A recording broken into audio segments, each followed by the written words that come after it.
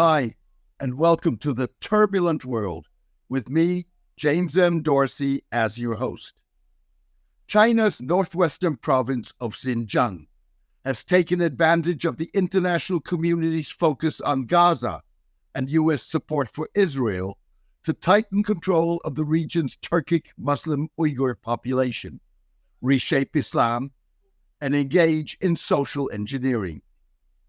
As the international community grapples with the Gaza carnage, Xinjiang's authorities updated regulations designed to further isolate religious communities from their counterparts abroad, align their religious doctrine with Chinese Communist Party principles, and weaken separate ethnic identities.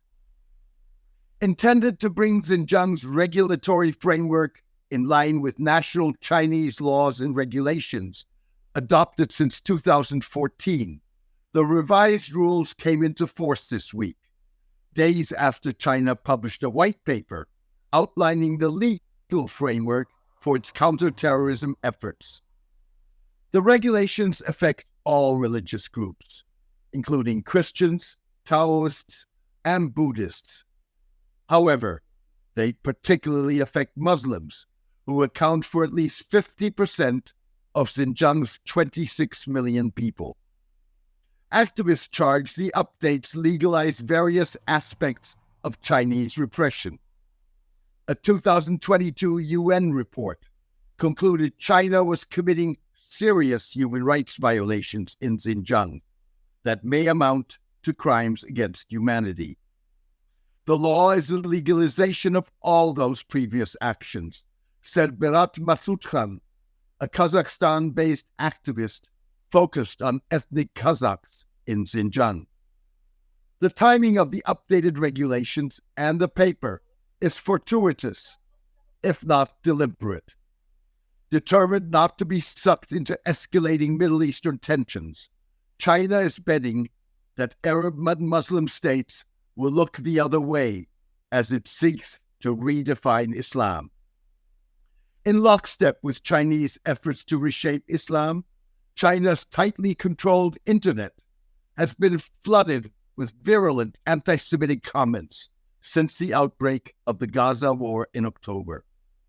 China appears to see anti-Jewish hate speech as a means of fueling anti-U.S. and anti-Western sentiment in the Middle East, and placating public opinion in the Middle East, enraged by Western support for Israel. Anti-Jewish comments include frequent comparisons of Jews to Nazis and conspiracy theories that American Jews control power and wealth in the United States. In late January, Chinese social media influencer Zhu Zheng posted on his Haokan video account a video titled "Never Believe What the Jews Say." Mr. Zhu asserted that homeless and filthy rich Jews prior to the Holocaust had betrayed Germany by seizing control of the German economy. Mr. Zhu claimed that Jews had collaborated with Japan against China in World War II, and in the mid-1800s incited Britain to invade China. China has reason to believe that its anti-Muslim and anti-Jewish campaigns are safe bets. Arab and Muslim nations remain silent, and in some cases even endorsed past repression of the Uyghurs, including the incarceration of an estimated 1 million in re-education prisons. The bet assumes that Arab and Muslim states, already disinclined to rock economic ties with China, will not want to strain relations at a time of uncertainty over the U.S. commitment to Middle East security. It also assumes that anti-Semitism will land on receptive ears because of the Gaza war, even if Arab media limit anti-Jewish as opposed to anti-Israeli speech. China further assumes that Arab autocrats like Saudi Crown Prince Mohammed bin Salman and United Arab Emirates President Mohammed bin Zayed share with China an interest in controlling Islam and combating political Islam. China's risk is that Arab autocrats' calculations could change in the wake of the Gaza war. Relations with China are likely to figure in recently revived U.S.-Saudi defense cooperation talks. The talks were put on hold because of the war. Saudi Arabia hopes to ultimately walk away from the talks, with legally binding U.S. commitments to the kingdom and the region's security, support for its ambitious civilian nuclear program, and a credible pathway to a resolution of the Israeli-Palestinian conflict in exchange for the establishment of diplomatic relations with Israel. No one expects Saudi Arabia to weaken its economic ties with China, its largest oil customer, nor is the kingdom expected to publicly criticize the People's Republic. Even so, the United States will seek to ring-fence Saudi Arabia's relationship with China by limiting technology cooperation between the two countries and extracting a pledge that the kingdom will not host or endorse Chinese bases in the Gulf. The limitations would involve Chinese surveillance technology prevalent across China that has been deployed in Xinjiang to keep Uyghurs in check. In 2022, Saudi Arabia inked a deal during a visit by Chinese President Xi Jinping with Huawei Technologies, the communications giant the U.S. sees as a stalking horse for Chinese Communist Party influence.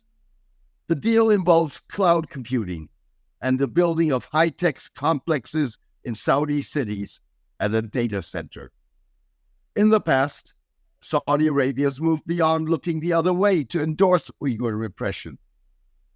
China's state-owned CCTV quoted Crown Prince bin Salman as saying in 2019, China has the right to take anti-terrorism and de-extremism measures to safeguard national security. Saudi Arabia respects and supports it and is willing to strengthen cooperation with China. The Chinese white paper asserts that China confronted a serious terrorism problem in the 2010s, but insists its crackdown on the Uyghurs was in line with the rule of law and respect for human rights.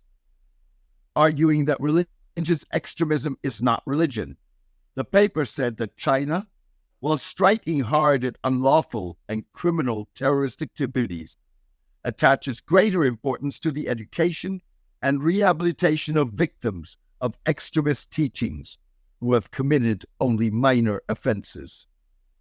The paper frames the revised regulations that govern religions and the responsibilities of indigenous religious organizations and professionals.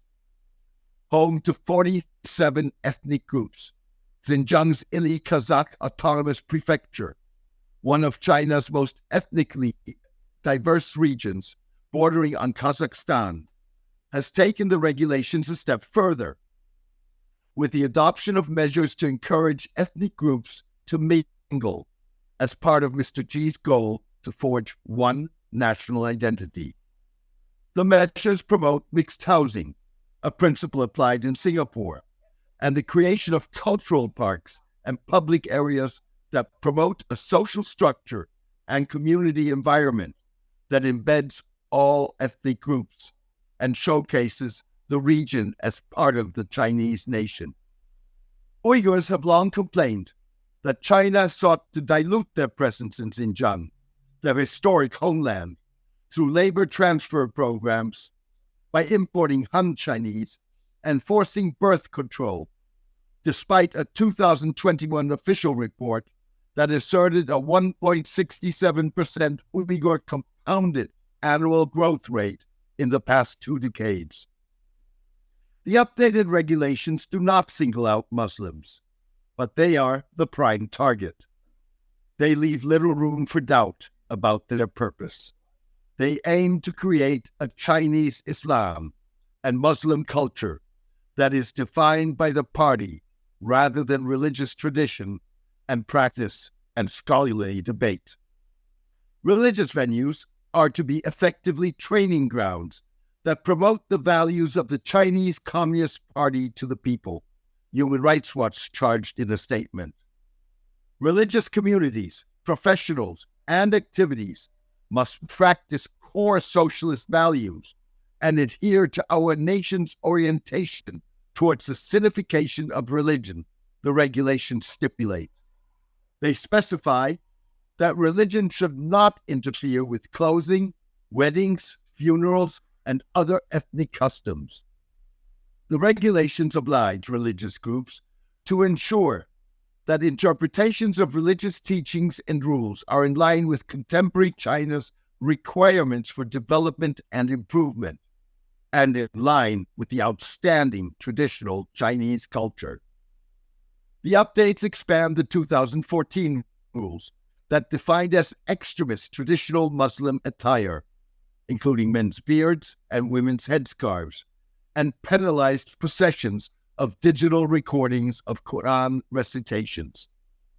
The updates require religious schools to operate with Chinese characteristics, defined as cultivating patriotic religious talents and correctly interpreting religious doctrine. Legitimizing a massive mosque remodeling campaign in recent years, the updates demand that religious activity sites that are newly built or renovated, expanded, or rebuilt reflect Chinese characteristics and style in areas such as their architecture, sculptures, paintings, and decorations. A 2020 Australian Strategic Policy Institute study concluded that 2/3 of Xinjiang's mosques had already been altered, often removing domes and minarets. Human Rights Watch reported last year that Sinicizing mosques had expanded beyond Xinjiang into other Chinese provinces. China's efforts to Sinicize Islam have so far stopped short of altering doctrine.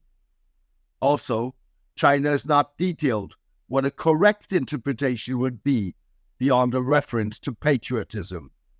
Tackling the doctrine may be a red line for Arab and Muslim nations that China does not want to cross. Nevertheless, China has gotten away with murder. Imagine the uproar that would erupt if a non-Muslim country attempted to reshape Islam. Thank you for joining me today. I hope you enjoyed today's column and podcast. The Turbulent World with James M. Dorsey depends on the support of its readers. For the past 12 years, I have maintained free distribution as a way of maximizing impact. I am determined to keep it that way. However, to avoid putting up a paywall, I need the support of a core of voluntary paid subscribers to cover the cost of producing the column and podcast. If you believe that the column and podcast add value to your understanding and that of the broader public, please consider becoming a paid subscriber. You can do so by clicking on Substack on the subscription button at www.jamesmdorsey.substack.com and choosing one of the subscription options. Thank you, take care, and best wishes.